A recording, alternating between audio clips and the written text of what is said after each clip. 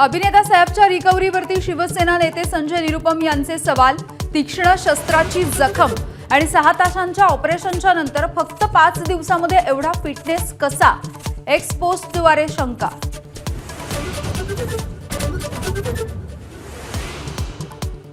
अभिनेता सैफ अली खानला डिस्चार्ज। लीलावती रुग्णालयामधून बाहेर पडताच सैफच्या चेहऱ्यावरती मोठं हास्य।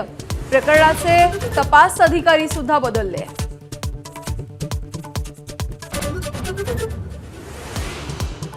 सीआयडी कस्टडी संपत असल्यानंतर वाल्मिक कराडला आज बीड कोर्टामध्ये हजर करणार। सुरक्षेच्या कारणास्तव व्हिडिओ कॉन्फरन्सिंगद्वारे सुनावणीची शक्यता। ठाकरेंचे 4 आमदार आणि 3 खासदार शिंदेंना भेटल्याचा उदय सामंतांचा दावा।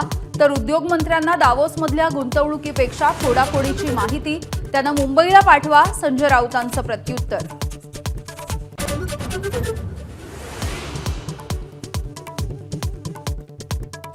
उद्धव ठाकरे आणि शरद पवार लवकरच भाजपसोबत केंद्रात जातील। प्रहारच्या बच्चू कडूंचा खळबळजनक दावा। तर शिंदे आणि अजित पवारांची गरज भाजपसाठी संपली आहे, कडूंचं वक्तव्य।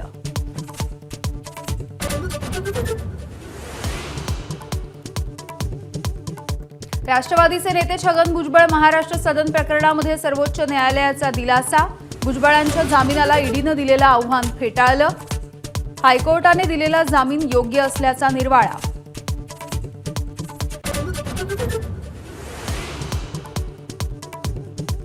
मालेगाव पाठोपाठ अकोल्यातही जन्मदाखले घोटाळा। अकोल्यामध्ये तब्बल 16,000 रोहिंग्या बांगलादेशींनी मिळवले जन्मदाखले।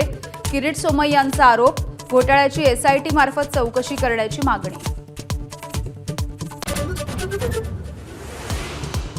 9 निष्पापांचा जीव घेणाऱ्या कुर्ला बस अपघाताला ड्रायव्हरच जबाबदार। बेस्टच्या चौकशीचा निष्कर्ष। अपघात झाला तेव्हा इलेक्ट्रिक बसमध्ये कोणताही बिघाड नसल्याचं चौकशीमधून समोर।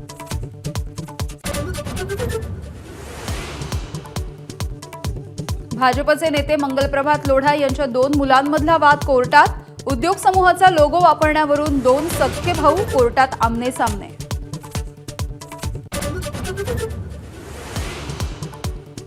दावोसच्या दौऱ्यामध्ये पहिल्याच दिवशी 6,25,000 कोटींचे करार। गडचिरोलीमध्ये जेएसडब्ल्यू तर राज्यामध्ये वारे एनर्जीची हजारो कोटींची गुंतवणूक। शुक्रवारपर्यंत सामंजस्य करार वाढवण्याची शक्यता।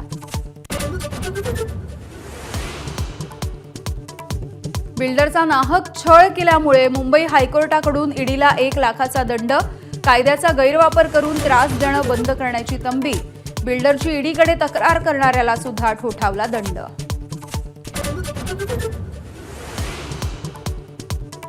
मुंबईमध्ये रिक्षा टॅक्सीची 3 रुपयांची भाडेवाढ प्रस्तावित।